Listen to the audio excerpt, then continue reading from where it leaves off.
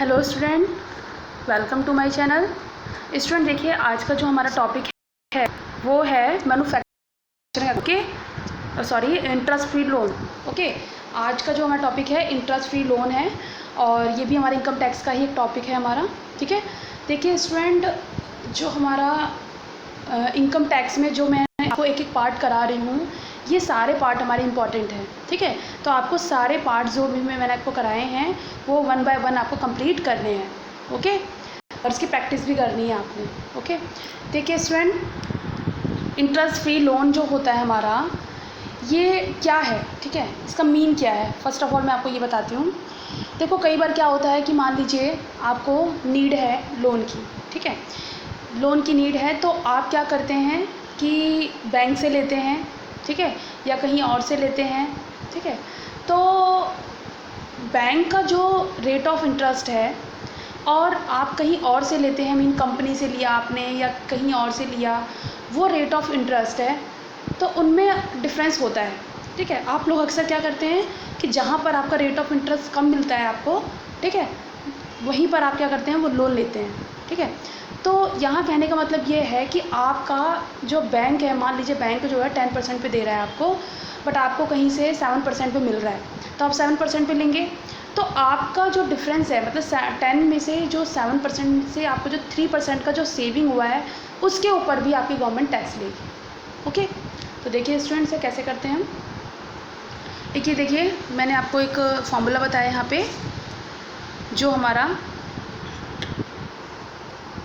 यहाँ पर देखिए मार्केट रेट ऑफ इंटरेस्ट जो भी है, मैंने आपको भी बताया एग्जांपल में, मान लीजिए 10% आपका मार्केट रेट ऑफ इंटरेस्ट है एंड पेड इंटरेस्ट, और आपने कितना पे किया, कहीं से लिया आपने तो कितना पे किया, कितने में लिया, वो तो डिफरेंस जो भी होगा वो सेविंग होगी, आपकी सेविंग ही होगी, तो उसको हम क्या कहते हैं स्टूडेंट? सेविंग कहते हैं।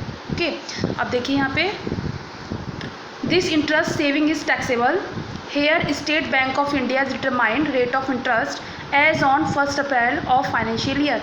ठीक है, यहाँ पर जो सेविंग है वो टैक्सेबल है फुल। ठीक है, और स्टेट बैंक ऑफ इंडिया ने जितना भी डिटरमाइन किया है रेट ऑफ इंटरेस्ट, उसी के अकॉर्डिंग आपको ये क्वेश्चन करने हैं। ठीक है, अब देखिए स्टूडेंट, आगे करना कैसे है।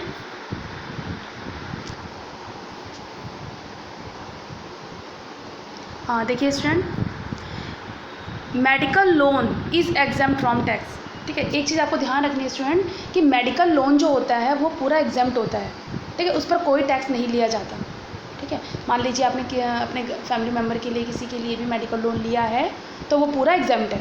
ठीक है, but other loan is taxable, but other जो लोन है वो सारे टैक्सेबल है हमारे। ठीक है, एंड एक पॉइंट देखो, original loan does not aggregate ₹20,000 is fully exempt. आपका 20,000 का अगर आपने लोन लिया है, ठीक है, ओरिजिनल लोन अगर आपका 20,000 का है तो फुल्ली एग्जाम्प्ट है। 20,000 के लोन पर आपका कोई भी टैक्स नहीं है।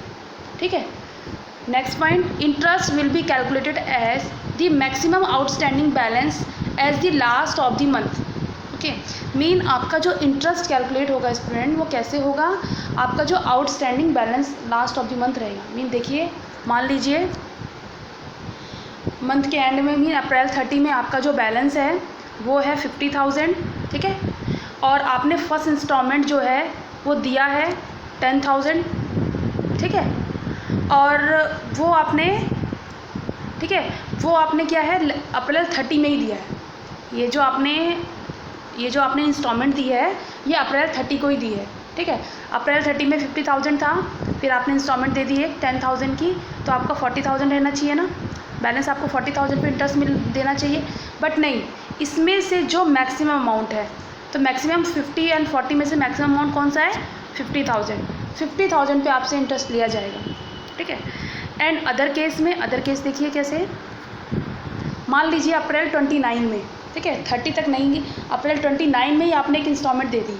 मान लीजिए आपका 60,000 था आपका अप्रैल 29 में, और आपने 29 में, क्योंकि मंथ का लास्ट डे हमारा 30 है, और आपने 29 में ही 20,000 दे दिया यहाँ पे।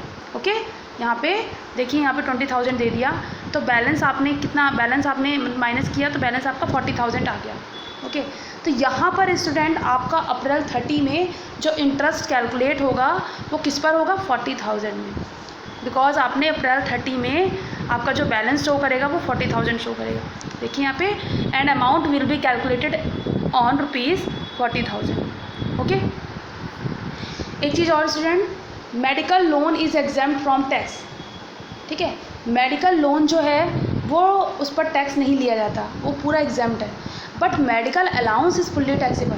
लेकिन अगर मेडिकल अलाउंस अगर आपकी कंपनी आपको दे रही है तो वो फुल्ली टैक्सेबल है आपके लिए। ओके, ये पॉइंट आपको ध्यान रखना है। ठीक है, तो स्टूडेंट ये हमारा टॉपिक कंप्लीट हो गया है। ओके, तो सारे पॉइंट्स मैंने क्लियर कर दिए हैं आपके। Okay student, thank you, bye and take care. Next video में आपको मैं नेक्स्ट टॉपिक कराती हूँ। Okay, bye and take care. Please like and comment.